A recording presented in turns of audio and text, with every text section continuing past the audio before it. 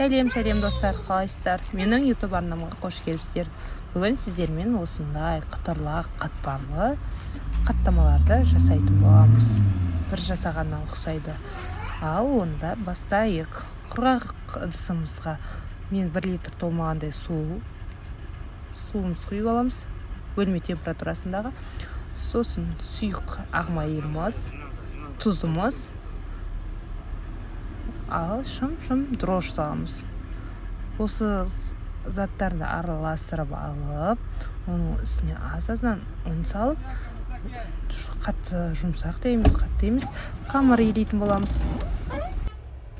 Осылай аз-аздан ұнымыз салып, қамырымызды илеп алатын боламыз.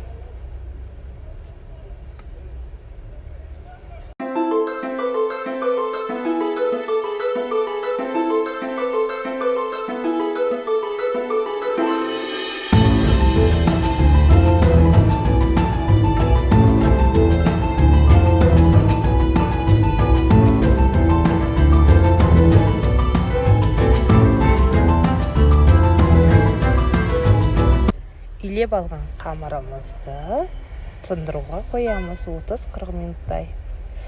Алтынған қамырымызды жайып, чуқа етіп жайып аламыз.